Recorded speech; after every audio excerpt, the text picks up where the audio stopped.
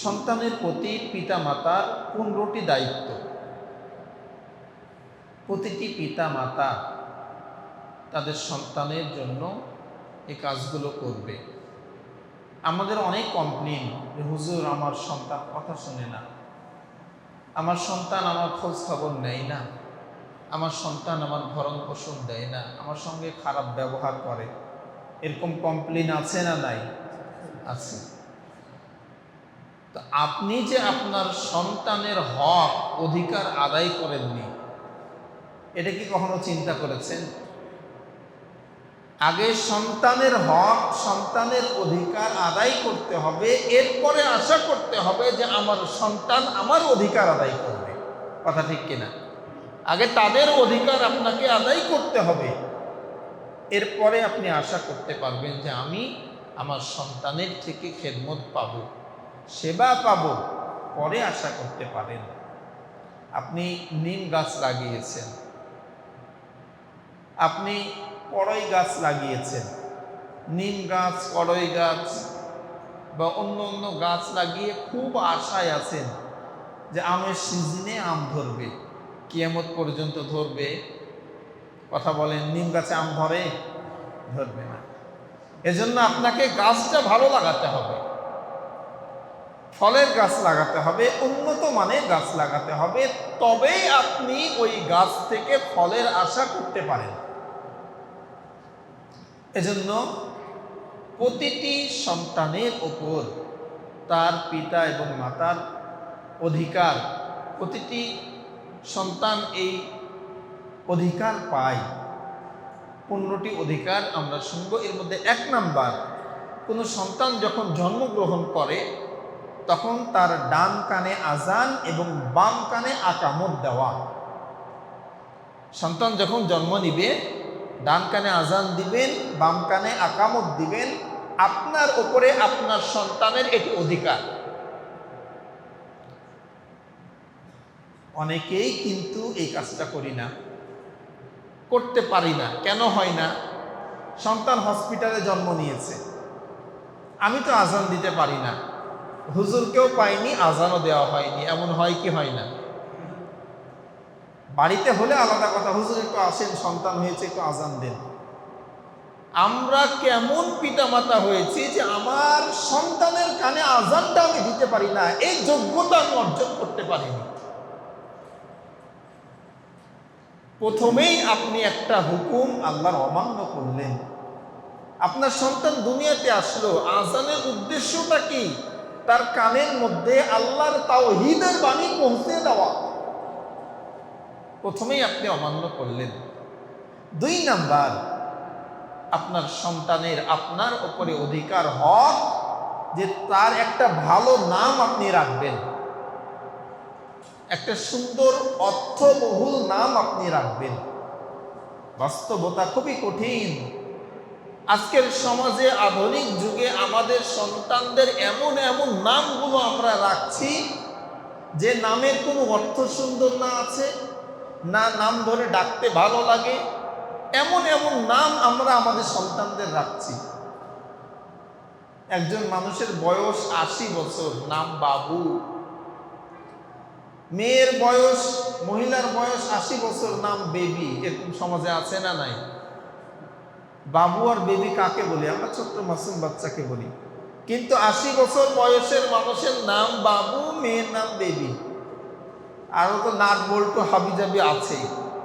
তো আপনি যদি আপনার সন্তানের নাম এমন রাখেন, এই যে নামের তাসির আপনার সন্তানের উপরে পড়বে। আপনার সন্তানের যে নাম আপনি রাখবেন, এর নামের একটা তাসির আছে, এর নামের একটা গুণ আছে। যেই নাম রাখবেন ওই নামের তাসির আপনার সন্তানের উপরে রাখবে। আল্লাহ রাব্বুল আলামিন কিয়ামতের ময়দানে তার গোলামদেরকে মাফ করার জন্য ওসিলা খুঁজবেন, বাহানা খুঁজবেন যে আমার গোলামকে কিভাবে মাফ করা যায়।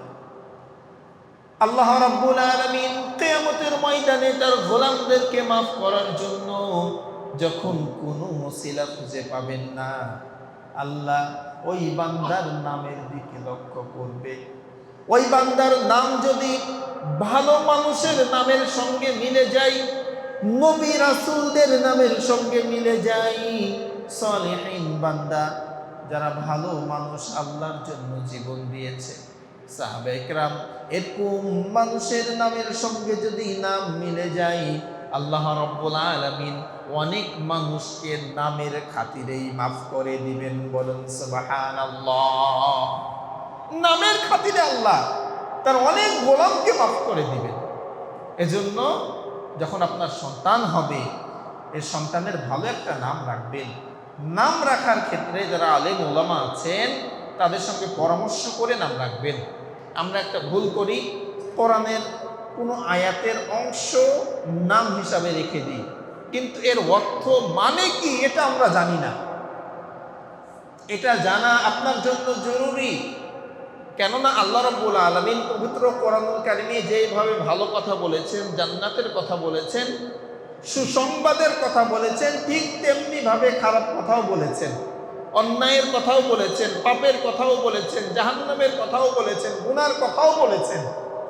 আপনি এখন এমন একটা নাম রাখলেন যে নামের অর্থ ভালো না। যেমন রিয়া। রিয়া নামের মেয়ে আমাদের সমাজে নাই। রিয়া মানে কি জানেন? রিয়া মানে সুদ। আপনার মেয়ের নাম রাখলেন রিয়া, মানে সুদ। তো এই মেয়ে কখনো ভালো কিছু বই আনবে আপনার জন্য? না, এই মেয়ে এই নামের ওসিলায় কিয়ামতের ময়দানে মাপ পাবে। এজন্য আমরা যখন নাম রাখবো, যারা জ্ঞানী আছেন, এই বিষয়ে দক্ষ আছেন, তাদের সঙ্গে জেনে আমরা নাম রাখবো ইনশাআল্লাহ। 3 নম্বরে, আপনার সন্তান যখন জন্মগ্রহণ করবে তাকে তাহনিক করবেন, অর্থাৎ খেজুর তার মুখে একটু চিবিয়ে দিবেন। সমাজে যারা আলেম আছেন, আল্লাহওয়ালা আছেন, বুজুর্গ ব্যক্তি আছেন, তাদের কাছে নিয়ে যাবেন, একটু খেজুর চাবিয়ে তারা লালা মুখে লাগিয়ে দিবেন। নবী করিম সাল্লাল্লাহু আলাইহি ওয়াসাল্লাম একাধিক শিশু বাচ্চাকে তাহনিক করেছেন। তার প্রিয় নাতি হাসান হুসাইনকে তাহনিক করেছেন। এমনিভাবে এই আমলটা, এই সুন্নাতটা করা যদি সম্ভব না হয়, মধু সবার বাড়িতেই থাকে, মধু লাগিয়ে দিবেন। এটা হবে সুন্নাতের একটা অনুসরণ করা হবে। আর আজকে বিজ্ঞান দ্বারাও প্রমাণিত যে সন্তান যখন দুনিয়াতে আসে, সে একটা আবদ্ধ জায়গার মধ্যে ছিল, একটা সুরক্ষিত জায়গার মধ্যে ছিল। ওই জায়গা থেকে যখন পৃথিবীতে আসে, তার এনার্জির প্রয়োজন হয়। পেটের মধ্যে হাত পা বেশি নড়াচড়া সে করতে পারে না, একটা নির্দিষ্ট ছোট জায়গা। পৃথিবীতে আসলে জায়গার তো অভাব নাই, হাত পা নাড়াবে, নড়াচড়া করবে, তার এনার্জির প্রয়োজন। তার মুখে যখন আপনি খেজুর বা মধু লাগিয়ে দিবেন, এক্সট্রা এনার্জি তার মধ্যে যোগ হবে। চিন্তা করেন যে আমাদের ধর্ম কত সুন্দর, কত ইসলাম, কত সায়েন্টিফিক, কত উন্নত ধর্ম, যে আজ থেকে 1500 বছর আগে যেই কথা আপনার আমার নবী বলেছেন, আজকে বিজ্ঞান এই কথাকে প্রমাণ করছেন যে এটা উপকারী। সুবহানাল্লাহ। তাহলে 3 নাম্বার আমরা শুনলাম যে তাদেরকে মধু বা খেজুর চাপিয়ে, যারা জ্ঞানী গুণী আছেন, আলেম উস্তাদ আছেন, তাদের দিয়ে একটু খেজুর চাপিয়ে মুখে লাগিয়ে দেওয়া। 4 নাম্বার, আকিকা করা। আকিকা করা এবং মাথা মুন্ডন করে দেওয়া 7 দিনের দিন। আকিকা করলে এই আকিকার মাধ্যমে সন্তানের ওপরে বালা মুসিবত যা থাকে এগুলো কেটে যায়, আল্লাহ দূর করে দেন। সুবহানাল্লাহ।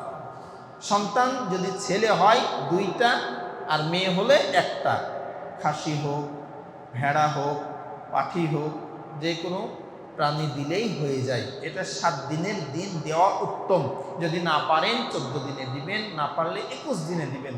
21 দিনেও যদি দিতে না পারেন, জীবনের কোনো এক সময় দিলেই হয়ে যাবে। আকিকা দেওয়ার ক্ষেত্রে যদি 21 দিনেও না পারেন, যেই দিন দিবেন খেয়াল রাখবেন যে আপনার সন্তান কি বারে হয়েছে। মনে করেন যে শুক্রবারে হয়েছে, সেক্ষেত্রে বৃহস্পতিবারে আকিকা দিবেন। তাহলে বারের ক্ষেত্রে 7 দিন এর দিনে আকিকা দেওয়া হবে। মনে করেন যে আপনার সন্তান শুক্রবারে হয়েছে, তো শুক্রবার থেকে গুনলে 7 দিনের দিন কি বার হয়? বৃহস্পতিবার হয়। তো প্রথমে তো 7 দিনের দিনে দেওয়া উচিত ছিল, পারেন নাই। এখন যদি জীবনের যে কোনো এক সময় 7 দিনের দিন দেন, আল্লাহ চাইলে এটাও কবুল করতে পারেন।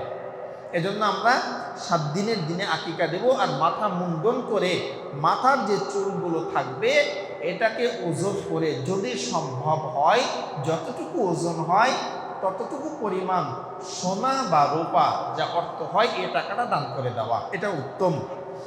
5 নাম্বার, 2 বছর পর্যন্ত একটা সন্তানকে তার মা দুধ পান করাবে। এটা প্রত্যেকটি সন্তানের জন্য হক, অধিকার তার মার উপরে, যে একটা সন্তান 2 বছর তার মার দুধ পান করবে। কিন্তু দুঃখজনক হলেও সত্য, বর্তমান সময়ের অনেক মা বোন তার সন্তানদেরকে দুধ পান করান না। কথা ঠিক কিনা? দুধ পান করান না, কবিরা গুনাহ। আপনি হক নষ্ট করছেন। এটা আল্লাহর পক্ষ থেকে হক আপনার সন্তানের জন্য আল্লাহ দিয়েছেন। আপনি 2 বছর পর্যন্ত আপনার সন্তানকে দুধ পান করাবেন। যদি না করান, সন্তানের হক অধিকার নষ্ট করছেন। আল্লাহর দরবারে আসামির কাঠ গড়ায় আপনাকে দাঁড়াতে হবে। আর যে সন্তানকে আপনি দুধ পান করালেন না, যার হক নষ্ট করলেন, আপনি আশা করেন না যে আপনি বৃদ্ধ হলে ওই সন্তান আপনার মুখে খাবার দিবে। কথা ঠিক না বলেন? যে সন্তানকে আপনি নাবালক অবস্থায় তার মুখের আহার কেড়ে নিয়েছেন, দানও খাইয়েছেন, বিভিন্ন প্রকার দুধ খাইয়েছেন, আপনি কিভাবে আশা করেন যে বৃদ্ধকালে ওই মা ওই সন্তান আপনাকে খাবার দিবে? এটা কখনো আশা করেন না। তাহলে আমরা 5 নাম্বার শুনলাম সন্তানের অধিকার, যে 2 বছর যাবৎ সে মার দুধ পান করবে। 6 নাম্বার, প্রতিটি সন্তানের অধিকার যে তার মা তার বাবা তাকে লালন পালন করবে, তার যত্ন নিবে, তাকে বড় করবে, তার যত খরচ আছে এগুলো সে আদায় করবে। 7 নাম্বার, কন্যা সন্তানের প্রতি এক্সট্রা নজর দেওয়া, আলাদা নজর দেওয়া, তাদেরকে একটু বেশি ভালোবাসা। এটা নবীজির সুন্নাত। নবী করিম সাল্লাল্লাহু আলাইহি ওয়াসাল্লাম মা ফাতেমাকে অনেক বেশি ভালোবাসতেন। উনি যখন বাইরে কোথাও যেতেন, সবার শেষে মা ফাতেমার সঙ্গে সাক্ষাৎ করতেন, দেখা করে যেতেন। আবার যখন সফর শেষ করে আসতেন, সবার আগে মা ফাতেমার সঙ্গে দেখা করতেন। মেয়ের জন্য কিছু হাদিয়া তোহফা নিয়ে আসতেন। মেয়ে সন্তান আল্লাহর পক্ষ থেকে এটা একটা উপহার, একটা পুরস্কার। নবী করিম সাল্লাল্লাহু আলাইহি ওয়াসাল্লাম বলেন, যার 3টা সন্তান মেয়ে হবে ওই বাবা আমি নবীর সঙ্গে জান্নাতি হবে। যার 2টা সন্তান মেয়ে হবে ওই বাবা জান্নাতি হবে। যার 1টা সন্তান মেয়ে হবে ওই বাবা জান্নাতি হবে। সুবহানাল্লাহ। 1টা মেয়ের বাবা জান্নাতি, 2টা মেয়ের বাবা জান্নাতি, আর 3 মেয়ের বাবা নবীর সঙ্গে জান্নাতি। সুবহানাল্লাহ। এখানে শেষ নয়, আল্লাহ রাব্বুল আলামিন যখন কারো উপরে খুশি হন, আল্লাহ ওই জাতির উপরে, তাদের উপরে বৃষ্টি বর্ষণ করেন, রহমতের বৃষ্টি। আল্লাহ যখন কারো উপরে খুশি হন, তার বাড়িতে মেহমান পাঠিয়ে দেন। 3 নম্বরে, আল্লাহ যখন কারো উপরে খুশি হন, ওই বাড়িতে একটা কন্যা সন্তানের জন্ম দেন। সুবহানাল্লাহ। ছেলের ব্যাপারে কিন্তু এরকম কোনো বর্ণনা নাই, মেয়ের ব্যাপারে যতটা আছে। এজন্য আমরা যারা মেয়ের বাবা বা মেয়ের মা, এই মেয়েদেরকে ইজ্জত করব, যত্ন নিব, কেয়ার করব, তাদেরকে ভালোবাসবো, তাদেরকে অবহেলা করব না। জাহিলি যুগে মেয়েদেরকে অবহেলা করা হতো। এখনো বাংলাদেশেও অনেক পাওয়া যায়, শোনা যায় যে মেয়ে হলে বাবা মার মুখ কালো হয়ে যায়। বিশেষ করে দেখবেন যারা নানি আর দাদি, তাদের মুখ বেশি কালো হয়। পরীক্ষিত ভাই, যদি কোনো দাম্পতির ঘরে মেয়ে সন্তান হয়, সবচেয়ে বেশি মুখ কালো হয় নানির আর দাদির। কেন? ওই নানি দাদি কি ছেলে মানুষ না? তারাও মেয়ে। কথা বলেন, তারা মেয়ে না? তো তারা মেয়ে হয়ে আর একটা মেয়ে হয়েছে, তার মুখ কালো হয়ে যায়। মানে ছেলে হওয়া মানেই তো ইয়েস পায়, 5 লাখ তো পাচ্ছি।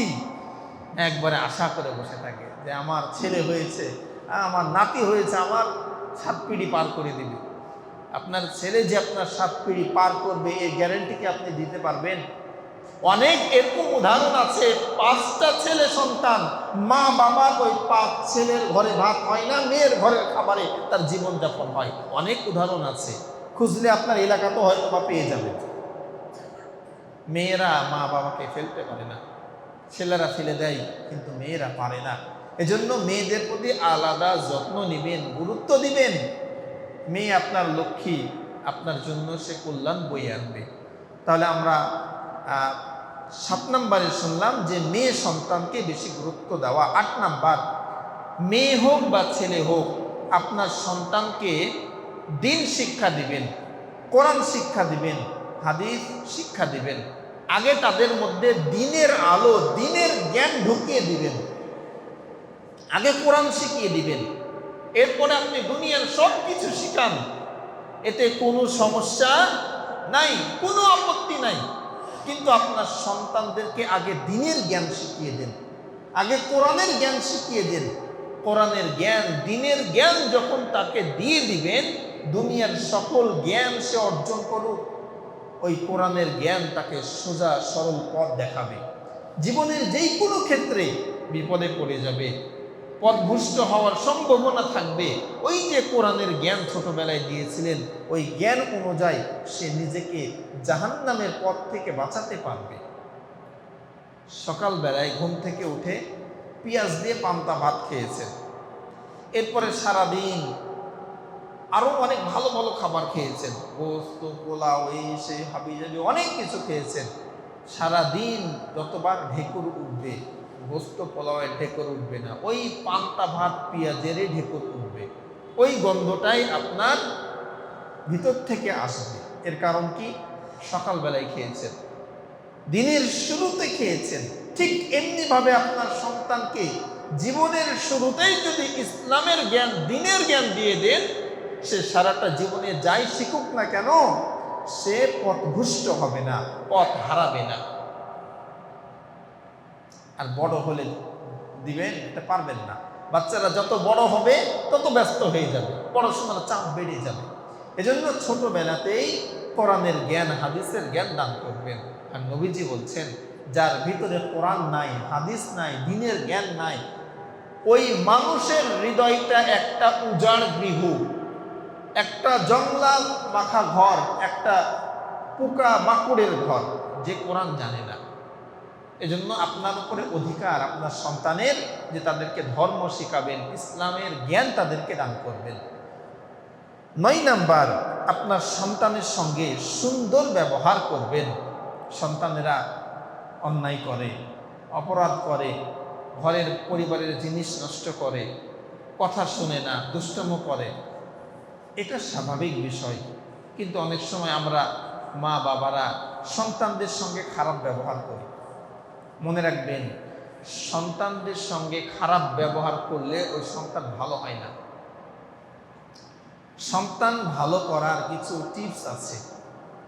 সন্তানকে বোঝাবেন, খুব করে বোঝাবেন, কাছে নেবেন, কোলে নেবেন, ঘুমানোর সময় হাতের করে নিয়ে, কাকে নিয়ে বোঝাবেন, বাবা তুমি সারাদিনে এই এই অন্যায়গুলো করেছো, এই এই কাজগুলো করেছো, বাবা তুমি এই কাজগুলো ভুল করেছো, এই কাজের মাধ্যমে এই ক্ষতি হবে, বড় হয়ে তুমি এই ক্ষতির সম্মুখীন হবে। আপনি ওকে একটা একটা করে ধরে ধরে বোঝাবেন, দেখবেন আপনার সন্তান বুঝবে, পরের দিন সে ওই অন্যায় থেকে বেঁচে থাকবে। আর যখনই তার সঙ্গে খারাপ ব্যবহার করবেন, গালিমন্দ করবেন, মারধর করবেন, আস্তে আস্তে সন্তানটা আমাদের ভাষায় ঘেঁচড়া হয়ে যাবে। কথা ঠিক কিনা? দেখবেন যে সন্তানের উপরে বেশি শাসন করা হয়, ওই সন্তান বেশি নষ্ট হয়। আর আমাদের সন্তান নষ্ট হওয়ার গুরুত্বপূর্ণ একটা কারণ হলো, আমরা সন্তানদেরকে সময় দিই না। সন্তানদেরকে সময় দিই না। সারাদিন আপনি চাকরিজীবী, আপনি ব্যবসায়িক, চাকরির কাজে, ব্যবসার কাজে সারাদিন বাইরে, সন্ধ্যার পরে রাত্রিবেলায় বাড়িতে এসেছেন, সন্তানদেরকে কাছে নিয়ে বসবেন, দুইটা কথাবার্তা জিজ্ঞেস করবেন কিনা। বাড়িতে আসার পরে আপনার হাতে একটা ফোন, বাড়িওয়ালির হাতে একটা ফোন, সন্তানের হাতে আর একটা ফোন। এই হলো অবস্থা। সন্তানরা পিতামাতার সংস্পর্শ না পাওয়ার কারণে সন্তানরা নষ্ট হয়ে যাচ্ছে, বিগড়িয়ে যাচ্ছে। এজন্য সন্তানদেরকে সময় দিবেন, তাদের সঙ্গে ভালো ব্যবহার করবেন, সুন্দর আচরণ করবেন। 10 নম্বর, সব সন্তানের প্রতি সমতা বজায় রাখবেন, কারো প্রতি অন্যায় করবেন না। আপনার 5টা সন্তান, এই 5টা সন্তানকে এক চোখে দেখবেন। যখন অর্থ, জমি জায়গা যখন ভাগ বাটোয়ারা করবেন, সবাইকে সমান চোখে দেখবেন, কাউকে কম কাউকে বেশি এটা করতে যাবেন না। এটা যদি করেন তাহলে আপনি ওই সন্তানের কাছে হয়তো বা ভালো হলেন, বাকি 4টার কাছে খারাপ হয়ে যাবেন। এটা তাদের করে অন্যায় করা হবে, জুলুম করা হবে। এজন্য চেষ্টা করবেন যে সবাইকে এক চোখে দেখার জন্য। আমরা অনেকেই এই ভুলটা করি, নিজের জীবদ্দশায় এক সন্তানকে দেখা যাচ্ছে যে 4 কাঠা 5 কাঠা মাটি, 4 লাখ 5 লাখ টাকা দিয়ে দিয়েছে, বাকিদেরকে দেয় নাই। বেশি দূর যাওয়া লাগবে না, এক সপ্তাহ আগের একটা নিউজ আপনারাও মনে হয় দেখেছেন, যে বাবার লাশ আটকিয়ে রেখে দিয়েছে, মাটি দিতে দেয় নাই। একটা কবর খোঁড়া হয়েছিল, ওই কবরে মাটি দিতে দেয় নাই, দ্বিতীয় কবরেও মাটি দিতে দেয় নাই। কারণ কি? জীবদ্দশায় এক সন্তানকে কিছু সম্পত্তি দিয়েছিল, বাড়িঘর বানিয়ে দিয়েছিল, বাকি সন্তানেরা বিদ্রোহ করেছে যে আমরা মাটি দিতে দিব না। এগুলো থেকে শিক্ষা নেবেন। জীবদ্দশায় আপনার যা আছে একটা পয়সাও সন্তানদেরকে ভাগ করে দিবেন না। আপনি মৃত্যুবরণ করবেন, তারা শরিয়া অনুযায়ী যে যা পাবে আপনার মৃত্যুর পরে তারা নিবে। আগে যদি ভাগ করে দেন, আপনার মতো বোকা কাজ আর কেউ করবে না। আগে দিয়ে দিবেন, হাত শূন্য, কেউ আপনার দিকে ঘুরেও তাকাবে না। আর আপনার কাছে যখন থাকবে, পাওয়ার আশায় আপনাকে তারা কিছু না হলেও কিছু দেখবে, দুবেলা না হলেও একবেলা আপনার মুখে খাবার তুলে দিবে। আর আল্লাহ কোরআনে বলেছেন, সূরা নিসাতে আল্লাহ বলছেন, অর্থ সম্পত্তি এগুলো তোমার শক্তি, তোমার ক্ষমতা, এগুলো দিয়ে তুমি নিঃস্ব হয়ে যেও না। সুবহানাল্লাহ, আল্লাহ তাআলা কত বড় জ্ঞানী। আল্লাহ বলছেন যে তোমার অর্থ সম্পত্তি তুমি বিলিয়ে দিয়ে নিঃস্ব হয়ে যেও না। আর আমরা জীবদ্দশায় সব বাচ্চাদেরকে লিখে দিই, এ কাজ করবো না। হ্যাঁ, আপনার অনেক আছে, অঢাল আছে। কোনো সন্তান দুর্বল, সন্তানদেরকে নিয়ে বসে পরামর্শ করবেন যে বাবা, তোরা 4 ভাই তো পড়াশোনা করে অনেক বড় হয়েছিস, এই 5 নাম্বারটা কিছুই করেনি, তোরা যদি বলিস বাবা তাকে একটু কিছু দিই, সে করে করবে, খাক। 4 সন্তান মতামত দিলে দিবেন, এতে কোনো সমস্যা নাই। কিন্তু দেখা যাচ্ছে যে না, আপনি দেওয়াতে বাকিগুলো মুখ ভারী করে আছে, তখন আপনার সমস্যা হবে। যাই হোক, সব সন্তানকে এক নজরে দেখবেন। 11 নাম্বার, সন্তানের যখন উপযুক্ত বয়স হবে, সন্তানের বিয়ে দিয়ে দিবেন। এই কাজটা আমরা করি না। আমরা বাবারা খালি মনে করি যে আমার সন্তান নিজের পায়ে দাঁড়াক, নিজের পায়ে দাঁড়াক। এই নিজের পায়ে দাঁড়াতে দাঁড়াতে সন্তানের 40 বছর বয়স পার। আছে না ভাই? অনেক আছে সমাজে, অনেক আছে। নিজের পায়ে সে দাঁড়াতে পারলো না, সে কবে বিয়ে করবে, কবে সন্তান হবে, কবে সে তার জীবনকে উপভোগ করবে। হাদিসের মধ্যে নবীজি বলছেন, 3 শ্রেণীর মানুষের রিজিকের ব্যবস্থা করা আল্লাহর জন্য ওয়াজিব হয়ে যায়। বলুন সুবহানাল্লাহ। 3 শ্রেণীর মানুষ। 1 নাম্বার, যে মানুষ তার ইজ্জত, তার আবরু হেফাজত করার জন্য, গুনাহ থেকে বেঁচে থাকার জন্য বিয়ে করে, ওই ব্যক্তির রিজিকের দায়িত্ব আল্লাহ নেওয়া, এটা আল্লাহর উপর ওয়াজিব করে নিয়েছেন। সুবহানাল্লাহ। আল্লাহ তার উপরে ওয়াজিব করে নিয়েছেন যে আপনি বিয়ে করবেন, আপনার রিজিকের ব্যবস্থা আল্লাহ করে দিবেন। আর ঘুরি আমরা কি করি? আল্লাহর সঙ্গে শিরিক করি, যে বিয়ে করব, কি খাওয়াবো? খাওয়ানোর দায়িত্ব কি আপনার? হ্যাঁ, আপনি কি কাউকে খাওয়াতে পারবেন আল্লাহ যদি না খাওয়াই? এই ভুলটা আমরা করি ভাই, এই ভুল করব না। আমরা আমাদের সন্তানদের সে সময় বিয়ে দিয়ে দিব যে সময় তারা বিয়ের উপযুক্ত হয়ে যাবে। বিয়ের উপযুক্ত হয়ে যাবে তখন বিয়ে দিয়ে দিবেন। মনে রাখবেন, আপনার সন্তানের বিয়ের বয়স হয়ে গেছে, উপযুক্ত হয়ে গেছে, আপনি বিয়ে দিচ্ছেন না, সন্তানকে বিয়ে দিচ্ছেন না। সন্তান যদি বিয়ে না করে গুনাহগার হয়, গুনাহ করে, এই গুনাহ কিন্তু আপনার আমলেও যোগ হবে। আপনার পেটে অনেক ক্ষুধা পেয়েছে, এখন বাড়িতে কোনো ভালো উত্তম খাবার নাই, হালাল খাবার নাই, এমন একটি খাবার আছে যেটা খাওয়া ঠিক না, কিন্তু পেটে অনেক ক্ষুধা, সে সময় আপনি কি করবেন? ওই খারাপ খাবারটাই খাবেন না? কথা বলেন, পেটে ক্ষুধা, ভালো খাবার নাই, ওই সময় যান বাঁচাতে কি করবেন? ওই খারাপ খাবারটাই আপনি খাবেন। ঠিক অমনি ভাবেই আপনার সন্তানের বিয়ের বয়স হয়ে গেছে, হালাল স্ত্রী যদি না এনে দেন, সে যদি হারামের পথে যায়, সেও গুনাহগার হবে, আপনিও গুনার অংশীদার হবেন।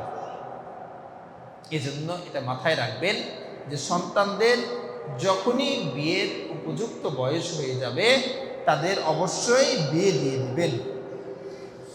12 নাম্বার, এই সন্তান যখন বড় হবে, তার উপরে একটি হুকুম হলো সুন্নাতে খাতনা করা, এই বাচ্চাদের সুন্নাতে খাতনা করিয়ে দিবেন। 13 নাম্বার, আপনার সন্তানের জন্য একটা উত্তম পরিবেশের ব্যবস্থা করবেন, একটা উত্তম সমাজ, একটা উত্তম জায়গা যেখানে পরিবেশ ভালো, আশপাশের পরিবেশ ভালো, খারাপ সন্তান নাই, এরকম ভালো পরিবেশে সন্তানকে লালন পালন করার চেষ্টা করবেন। 14 নাম্বার, হালাল উপার্জন দিয়ে সন্তানকে লালন পালন করবেন, হারাম পয়সা ইনকাম করবেন না। হারাম দিয়ে যদি সন্তানকে লালন পালন করেন, লিখে রাখবেন আমার এই কথাটা, যে হারাম টাকা দিয়ে যদি সন্তানকে লালন পালন করেন, ওই সন্তান কোনো দিন আপনার উপকারে আসবে না। ওই সন্তান কোনোদিন আপনার উপকারে আসবে না, যে সন্তানকে আপনি হারাম দিয়ে লালন পালন করলেন। এজন্য সন্তানদের জন্য হারাম অর্থ কখনো উপার্জন করবেন না, হালাল যতটুকু পারবেন ততটুকু দিয়েই তাদেরকে লালন পালন করবেন। সর্বশেষ সবচেয়ে গুরুত্বপূর্ণ এই পয়েন্টটি, 15 নাম্বার, সবচেয়ে গুরুত্বপূর্ণ। দেখেন, একটা সন্তানের আপনার উপরে কতটা দায়িত্ব, আপনি বিয়ের আগ থেকে তার উপরে আপনার দায়িত্ব শুরু হয়ে যায়। একটা সন্তানের অধিকার যে তার বাবা তাকে একটা সুন্দর সলিহিন নেককার মা উপহার দিবে। কথা বুঝেছে ভাই? আপনি বাবা, আপনার বাচ্চার, আপনার ছেলের, আপনার মেয়ের আপনার উপরে অধিকার যে তাকে একটা সুন্দর মা দিবেন। তার মানে বিবাহর সময় খুব খেয়াল রাখবেন যে আমি কাকে বিয়ে করছি, যাকে বিয়ে করছি এই মেয়েটা কেমন, নামাজি কিনা, পদ্মাশীল কিনা, সলিহিন কিনা। কেননা আপনি আর সন্তানের কাছে কয় ঘন্টা থাকবেন? মার সংস্পর্শেই তো সন্তান বড় হবে। মা যদি হয় খারাপ, ওই সন্তানের থেকে আপনি ভালো কিছু আশা করতে পারেন? কখনো না। এজন্য যারা যুবক ভাই আছি, এই কথাটা খুব ভালোভাবে খেয়াল রাখবো, বিয়ের পূর্বে অবশ্যই সলিহিন, নেককার, দিনদার, পরেজগার মেয়েকে বিয়ে করব। ভালো পরিবার, যে পরিবারটা নামাজি, যে পরিবারের মা ভালো, বাইরে বের হয় না, ঝগড়াঝাটি করে না, এরকম মেয়েকে বিয়ে করব। যারা বিয়ে করেন নাই, একটা সিস্টেম, একটা নিয়ম শিখিয়ে দিই। বিয়ে করার আগে, মেয়ে দেখার আগে মেয়ের মাকে দেখবেন। কি বললাম? মেয়ে দেখার আগে মেয়ের মাকে দেখবেন মানে চেহারা দেখার কথা বলছি না, বলছি যে মেয়ের মার আচরণ কেমন, ব্যবহার কেমন, পদ্মাশীল কিনা, নেককার কিনা, ওই মেয়ের মা তার বাবার সঙ্গে কেমন আচরণ করে, খেচখ্যাচ করে, ঝগড়াঝাটি করে না কি করে, এগুলো দেখবেন। কেন দেখবেন? মা যেমন মেয়ে তেমন হবে, মা যেমন মেয়ে তেমনই হবে। তা আপনি মাকে দেখে নেবেন, তাহলে মেয়েকে বুঝতে পারবেন। তাহলে আপনি চিন্তা করেন যে আপনার সন্তানের, আপনার বিয়ের আগেই আপনার সন্তানের দায়িত্ব আপনার মাথার উপরে। এজন্য একটা সলিহিন, নেককার মেয়েকে আপনি বিয়ে করবেন। তাহলে আমরা এই যে 15টা অধিকার শুনলাম, প্রত্যেকটি বাবা মার তার সন্তানের উপরে। এখন আমরা 7টি অধিকার শুনব। 7টি অধিকার প্রত্যেকটি বাবা মার, প্রত্যেকটি অধিকার পাবে, প্রত্যেকটি বাবা মা তার সন্তানের কাছে 7টি অধিকার পাবে। মধ্যে আমরা প্রথমেই পবিত্র কোরআনুল কারীমের সূরা বানী ইসরাঈল 17 নম্বর সূরা 23 নম্বর আয়াতে কারিমার দিকে একটু স্মরণ করব। আল্লাহ রাব্বুল আলামিন পবিত্র কোরআনুল কারীমের 17 নম্বর সূরা সূরাতুল বনী ইসরাঈলের 23 নম্বর আয়াতে বলেন, ওয়াকাদা রাব্বুকা আল্লা তা'বুদু ইল্লা ইয়াহু ওয়া বিল ওয়ালিদাইনি ইহসানা ইম্মা ইয়াবলুগান্না ইনদাকাল কিবারা আহাদুহুমা আও কিলাহুমা ফালা তাকুল লাহুমা উফফিন ওয়ালা তানহারহুমা ওয়া কুল লাহুমা কওলান কারীমা واخفض لهما جناح الذل من الرحمة وقل رب ارحمهما كما ربياني صغيرا আল্লাহ রাব্বুল আলামিন পবিত্র কোরআনুল কারীমের 17 নম্বর সূরা সূরাতুল বনী ইসরাঈলের 23 নম্বর আয়াতে বলেন, আমার পক্ষ থেকে চূড়ান্ত সিদ্ধান্ত প্রত্যেকটি বাবা মার জন্য, প্রত্যেকটি সন্তানের জন্য আমার পক্ষ থেকে চূড়ান্ত সিদ্ধান্ত, তারা মাত্র আমারই ইবাদত করবে, আমারই দাসত্ব করবে। আমার ইবাদতের পরে তারা তাদের বাবা মার সঙ্গে ভালো ব্যবহার করবে, বাবা মার সঙ্গে উত্তম আচরণ করবে। ওয়াখফিদ লাহুমা জানাহাদ যুল্লি মিনার রাহমা, তাদের সঙ্গে নরম ভাষায় কথা বলবে, কোমলভাবে কথা বলবে। অকুর রব্বি রহামহুমা কামা রব্বায়ানি সাগীরা, আর যখন ওই বাবা মা মৃত্যুবরণ করবে আমার কাছে দোয়া করবে, আল্লাহ আমার মা আমার বাবা যেইভাবে শৈশবে আমাকে লালন পালন করেছে, ও আল্লাহ তুমি আমার মা বাবাকে ওইভাবেই তোমার রহমতের কোলে লালন পালন করো। আমার কাছে দোয়া করবে। আল্লাহ সুন্দর করে শিখিয়ে দিয়েছেন, একটি আয়াতেই আল্লাহ সব বলে দিয়েছেন যে আমার ইবাদতের পরে তোমাদের পরে দায়িত্ব যে তোমার বাবা মার সঙ্গে ইহসান করো, ভালো ব্যবহার করো।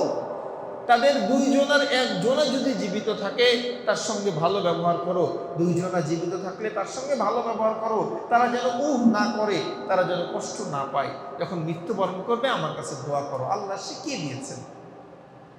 নবী করিম সাল্লাল্লাহু আলাইহি ওয়াসাল্লাম হাদিসে বলেন, হুমা জান্নাতুকা ওয়া নারুক, তোমার পিতামাতা তোমার জন্য জান্নাত, তোমার পিতামাতাই তোমার জন্য জাহান্নাম। এই একটি হাদিসের উপরে যদি আমল করেন আপনি বুঝতে পারবেন আপনার জায়গা জান্নাতে না জাহান্নামে। নিজেকে আপনি অর্জন করতে পারবেন, নিজেকে ওজন দিতে পারবেন যে আসলে আমি কোন জায়গার জন্য যথেষ্ট, কোন জায়গাটা আমি থাকবো, জান্নাতে হব না জাহান্নামে হব। যেহেতু নবীজি বলে দিয়েছেন যে হুমা জান্নাতুকা ওয়া নারুক, এজন্য ভাইরা আমার, আমরা সকলেই এই পিতা মাতার উপরে অনুগত হব, অনুগত থাকব, তাদের কথা শুনবো, তাদের কথা মানব, 1 নাম্বার। 2 নাম্বার, তাদের সঙ্গে কোমল ভাষায় কথা বলবো। এটি সন্তান তার বাবা মার উপরে হক, অধিকার হলো বাবা মা পাবে তার সন্তানের কাছে, যে সন্তান মা বাবার সঙ্গে কোমল ভাষায় কথা বলবে, নরম ভাষায় কথা বলবে, ইজ্জতের সঙ্গে কথা বলবে, নিচু মুখ করে কথা বলবে, কখনো চোখে চোখে চোখ রাখবে না, কখনো কর্কশ ভাষা ব্যবহার করবে না। সুন্দর নরম যত ভদ্রতা আপনার আছে, এই সকল ভদ্রতা আপনার বাবা মার জন্য আপনাকে উজাড় করে দিতে হবে। সবচেয়ে ভালো ব্যবহার পাওয়ার অধিকারী হলো আপনার বাবা, আপনার মা। কিন্তু বাস্তবতা কি, এই বাবা মার সঙ্গে আমরা সবচেয়ে বেশি খারাপ ব্যবহার করি, সবচেয়ে বেশি খারাপ ব্যবহার করি। একটু বয়স হলো কি না, তুমি আর কি জানো, তুমি কি জানো, আমি সব জানি, তুমি তো কিছুই জানো না। ভাই, আপনার মা বাবা আপনার সবচেয়ে ভালো, সবচেয়ে কাছের বন্ধু, সবচেয়ে আপনজন, সবচেয়ে প্রিয় মানুষ। আপনার মা আপনার বাবা, দুনিয়ার মধ্যে এই দুইটা মানুষই আপনাকে নিঃস্বার্থভাবে ভালোবাসে। যে ভালোবাসায় কোনো স্বার্থ থাকে না, যে ভালোবাসায় অনুদান প্রতিদান পাওয়ার জন্য কোনো আশা থাকে না, এই ভালোবাসা শুধুমাত্র বাবা মাই সন্তানকে বেঁচে থাকেন। এজন্য বাবা মার সঙ্গে আমরা কোমল ভাষায় সুন্দরভাবে কথা বলবো, তারা যেন আমাদের কথার মাধ্যমে শব্দটুকু না করে। 3 নাম্বার, তাদের সেবা যত্ন করব। আমার বাবার আমার মার সেবা যত্ন করব। অসুস্থ হলে মার পাশে বাবার পাশে বসবো, গা হাত পা টিপে দিব, যতটুকু প্রয়োজন আমরা মা বাবার সেবা করব, ওষুধ এনে দিব, খাবার এনে দিব। এক কথায় আমার সেবা, আমার যত্নে যেন আমার মা বাবা খুশি হয়ে যায়। আপনার মা বাবা যদি খুশি হয়ে একবার আল্লাহকে বলে, আল্লাহ আমি আমার সন্তানের উপরে খুশি, আল্লাহ তুমিও খুশি হয়ে যাও। একবার যদি আল্লাহর কাছে এই দোয়া, এই কথা আপনার মা বাবা বলে ফেলে, তো আপনার জীবনে আর কিচ্ছু লাগবে না, ওই এক কথাই আপনার জন্য যথেষ্ট। এটা না করে যদি আপনি কাবা শরীফের ইমামও হন আর মা বাবা যদি আপনার উপরে নারাজ থাকে, মনে রাখবেন ওই কাবার ইমাম হয়েও আপনার কোনো লাভ হবে না। স্বয়ং নবীর সাহাবী, নবী জীবিত আছেন, নবীর সাহাবী নবীর সঙ্গে নামাজ পড়েন, নবীর সঙ্গে বিভিন্ন জিহাদে অংশগ্রহণ করেছেন, ওরকম সাহাবী আটকিয়ে গিয়েছেন মার সঙ্গে খারাপ ব্যবহার করে। তা আপনি আমি কি ভাই? হযরতে আলকামা রাদিয়াল্লাহু তাআলা আনহু মৃত্যু শয্যায়, সাকরাতুল মাউত শুরু হয়ে গেছে, কিন্তু আলকামারের জবান দিয়ে কালেমা আসছে না। আচ্ছা বলুন তো, যদি মৃত্যুর সময় মানুষের কালেমা না নসিব হয়, না বলতে পারে, ওই মানুষটার জায়গা কোথায় হবে? জাহান্নামে। এখন নবীর সাহাবী, নবী জীবিত আছেন, কিন্তু সাকরাতুল মাউত শুরু হয়ে গেছে, কালেমা আসছে না। হযরত আলকামারের স্ত্রী নবীর কাছে খবর পাঠালেন, ইয়া রাসূলুল্লাহ, ইয়া হাবিবাল্লাহ, আমার স্বামী আপনার সাহাবী আলকামার মৃত্যুর সাকরাত শুরু হয়ে গেছে, কিন্তু মুখ দিয়ে জবান দিয়ে কালেমা আসছে না। নবী গো, আপনি যদি কিছু করতেন, আপনার সাহাবীর জন্য যদি কিছু করতেন। নবী করিম সাল্লাল্লাহু আলাইহি ওয়াসাল্লাম সাহাবীদেরকে জিজ্ঞাসা করলেন, ওরে সাহাবীরা, তোমরা কি জানো আলকামারের মা বাবা জীবিত আছে কিনা? সাহাবীরা বলেন, ইয়া রাসূলুল্লাহ, ইয়া হাবিবাল্লাহ, নবী গো, আপনার সাহাবী আলকামারের বাবা তো অনেক আগে মৃত্যুবরণ করেছে, কিন্তু তার বাড়িতে তার একটা বৃদ্ধা মা আছে, মা এখনো জীবিত আছে। দয়ার নবী, মায়ের নবী বলেন, ওরে সাহাবীরা, আমি বুঝে নিয়েছি আলকামারের জবান দিয়ে কেন কালেমা আসে না। যাও যাও, তোমরা কয়েকজন যে আলকামারের মাকে আমার কাছে ডেকে নিয়ে আসো। আলকামারের মা নবীর দরবারে এসে বলেন, ইয়া রাসূলুল্লাহ, ইয়া হাবিবাল্লাহ, নবী গো, আপনি আমাকে ডেকেছেন, স্মরণ করেছেন। ইয়া রাসূলুল্লাহ, বলুন কি বলবেন, আপনার জন্য আমি কি করতে পারি? দয়ার নবী, মায়ের নবী হযরত আলকামা রাদিয়াল্লাহু তাআলা আনহুর মাকে ডাক দিয়ে বলেন, ওরে আলকামারের মা, আমি জানতে চাই তোমার সন্তান তোমার সঙ্গে কেমন আচরণ করে। নবীর সাহাবী আলকামারের মা বলেন, ইয়া রাসূলুল্লাহ, ইয়া হাবিবাল্লাহ, আপনি তো জানেন আমার সন্তান অনেক ভালো একজন মানুষ, 5 ওয়াক্ত নামাজ আদায় করে, দান সদকা করে, সে হজ করে, সে যাকাত দেয়, জিহাদে অংশগ্রহণ করে।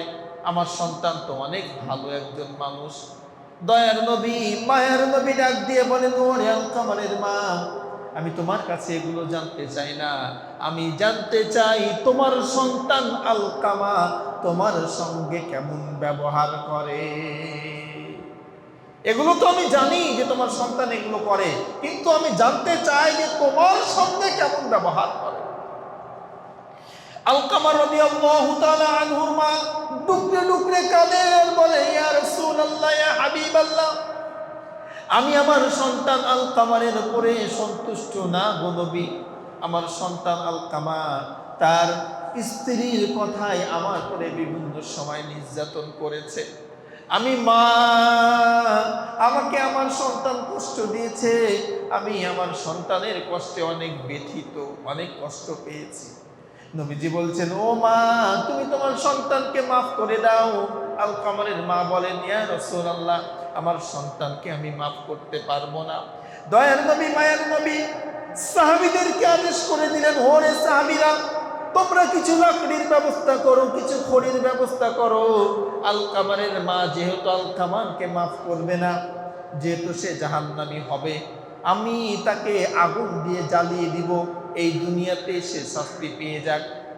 সাহাবে কেরাম খড়ি লাকড়ি আনতে যাবে, ওই মুহূর্তে হযরতে আলকামারের মা ডাক দিয়ে বলেন, ইয়া রাসূলুল্লাহ, ইয়া হাবিবাল্লাহ, আমার সন্তান আমার হক আদায় করে নাই, আমার সঙ্গে খারাপ ব্যবহার করেছে, ঠিক আছে গো নবী, কিন্তু এই সন্তানের জন্য আমি তো অনেক কষ্ট করেছি। 10টি মাস আমার সন্তানকে গর্ভে রেখেছি, আমার সন্তানকে লালন পালন করেছি, 2টি বছর দুধ পান করিয়েছি। ইয়া রাসূলুল্লাহ, ইয়া হাবিবাল্লাহ, আপনি আমার সন্তান আলকামাকে আমার চোখের সামনে আগুনে জ্বালিয়ে দিবেন, আমি সহ্য করতে পারবো না গো নবী। আপনাকে সাক্ষী রেখে আমি আমার সন্তান আলকামাকে মাফ করে দিলাম, আমি আমার সন্তানকে মাফ করে দিলাম। দয়ার নবী, মায়ার নবী সাহাবীদেরকে বললেন, ওরে সাহাবীরা, তোমরা দৌড় দিয়ে যে দেখো আলকামারের কি অবস্থা। সাহাবীরা আলকামা রাদিয়াল্লাহু তাআলা আনহুর বাড়ির সামনে যে দেখলেন আলকামা রাদিয়াল্লাহু তাআলা আনহু কালেমা পড়তে পড়তে জীবনের শেষ নিঃশ্বাস ত্যাগ করলেন। বলেন সুবহানাল্লাহ। তাহলে কোথায় আটকে ছিল? মা কষ্ট পেয়েছে, এজন্য মুখ দিয়ে জবান দিয়ে কালেমা আসছে না। আপনি যত বড়ই আলেম হন আর যত বড়ই হাজি হন, যত বড়ই দানবীর হন না কেন, কাবার ইমামও যদি হন আর মা যদি কষ্ট পায়, তাহলে আপনার পার হওয়ার কোনো সুযোগ নাই। এজন্য আমরা মার বাবার সেবা করব। 4 নাম্বার, তাদেরকে আর্থিকভাবে সাহায্য সহযোগিতা করব। তারা আমাদেরকে কত কষ্ট করে লালন পালন করেছে। আমার বাবার কত আশা ছিল, কত আশা সে পূরণ করে নাই। আমার আশা পূরণ করতে যে, আমার শখ পূরণ করতে যে আমার বাবা তার জীবনের কত শখ পূরণ করে নাই। কিন্তু আমি বড় হয়েছি, আমি টাকা উপার্জন করছি, অর্থ উপার্জন করছি, আমি আমার বাবাকে 1,000 2,000 টাকা মাসে দিতে পারি না? পারি, কিন্তু আমরা সন্তানেরা দিই না। এটা অন্যায় ভাই, এটা বড় অন্যায় আমরা করি। একবার শৈশবের কথা, বাল্যকালের কথা চিন্তা করবেন। আপনার বাবা যদি আপনাকে পড়াশোনা না করাতেন, ভালো পরিবেশে না রাখতেন, মানুষের মতো মানুষ না করতেন, আজকে আপনি কোথায় থাকতেন? কোন জায়গাতে আপনার স্থান হতো? ওই বাবা মার জন্যই তো আজকে এই অবস্থানে এসেছেন। এজন্য ওই মা ওই বাবার সব দিকেই খেয়াল রাখবেন। তাদের যদি আর্থিক সহযোগিতার প্রয়োজন হয়, তাদেরকে অবশ্যই আর্থিক সহযোগিতা করবেন। 5 নাম্বার, তাদের জন্য দোয়া করবেন। জীবিত থাকতেও দোয়া করবেন, মৃত্যুবরণ করলেও তাদের জন্য আল্লাহর কাছে হাত তুলে দোয়া করবেন, রব্বি রহামহুমা কামা রব্বায়ানি সগীরা। 6 নাম্বার, তাদেরকে খুশি রাখার চেষ্টা করবেন। যে কাজ করলে, যে কাজের মাধ্যমে আপনার মা আপনার বাবা খুশি হন, সেই কাজটা করবেন। দেখবেন মা বাবা কিন্তু সন্তানের কাছে খাবার চায় না, সন্তানের কাছে চায় না যে বাবারে তোর সন্তানের জন্য তুই যে চকলেট নিয়ে আসিস, আইসক্রিম নিয়ে আসিস, বিস্কিট নিয়ে আসিস, তো আমার জন্য আনবি, এটা কিন্তু চাই না। মা বাবা কি চাই? যে সারাদিন পরে আমার কলিজার ধন বাড়িতে আসবে, এসে আমাকে একবার মা বলে ডাকবে, একবার আমাকে বাবা বলে ডাকবে, আমার পাশে এসে একটু বসবে, আমার গায়ে একটু হাত দিবে, আমার একটু খোঁজ খবর দিবে যে মা তুমি কি সারাদিন খেয়েছো, তোমার শরীরের কি অবস্থা, তোমার ওষুধ আছে কিনা, এই খোঁজ খবরটুকু আমার সন্তান নিবে, এতটুকুই মা বাবা চাই। কিন্তু আমরা হতভাগ্য সন্তান, এতটুকু বাবা মার জন্য করতে পারি না। এজন্য ভাই অবশ্যই তাদেরকে খুশি রাখার চেষ্টা করবেন, যে কাজ করলে তারা খুশি হয় সেটাই করবেন। 7 নাম্বার, মৃত্যুর পর তাদের জন্য উপকার করবেন। বলবেন হুজুর মৃত্যুর পর আবার কিভাবে উপকার করব? মৃত্যুর পরেও তাদের জন্য উপকার করা যায়। নবীজি বলছেন, ইদা মাতাল ইনসানু ইনকাতা আমালুহু ইল্লা মিন থালাথ, সাদাকাতিন জারিয়াতিন আও ইলমিন ইউনতাফাউ বিহি আও ওয়ালাদিন সালিহিন ইয়াদউ লাহু। নবী করিম সাল্লাল্লাহু আলাইহি ওয়াসাল্লাম বলেন, মানুষ যখন মৃত্যুবরণ করে তাদের সকল রাস্তা বন্ধ হয়ে যায়, তারা চাইলেও কোনো ভালো কাজ করতে পারে না। ইল্লা মিন সালাস, 3টি কাজ যদি কেউ করে যেতে পারে, মৃত্যুর পরেও কবরে শুয়ে শুয়ে তারা সওয়াব পেতে থাকে। এর মধ্যে 1 নাম্বার, উপকারী কোনো কাজ করা, মানুষের জন্য কল্যাণ হয়, সদকায়ে জারিয়া, এরকম কোনো কাজ করা। 2 নাম্বার, আও ইলমিন ইউনতাফাউ বি, উপকারী জ্ঞান মানুষকে শিক্ষা দেওয়া। 3 নাম্বার আও ওয়ালাদিন সালিহিন ইয়াদউ লা, নেক সন্তান দুনিয়াতে রেখে যাওয়া। আপনার মা আপনার বাবা মৃত্যুবরণ করেছে, কিভাবে তাদেরকে উপকার করবেন? কবরের পাশে দাঁড়াবেন, সূরা ফাতিহা পড়বেন, সূরা ইখলাস পড়বেন, দরুদ ইব্রাহিম পড়বেন। 2টি হাত আসমানের দিকে তুলে মার কথা স্মরণ করে, বাবার কথা স্মরণ করে কাঁদবেন। আল্লাহ রাব্বুল আলামিন আপনার চোখের পানি নাকের ডগায় আসার আগে আগেই মা বাবাকে মাফ করে দিবেন। আল্লাহ বলেছেন যে আমি ওই সন্তানের চোখের পানি নাকের ডগায় আসার আগে আগে মাফ করে দিব। এজন্য এই মা বাবার জন্য দোয়া করবেন।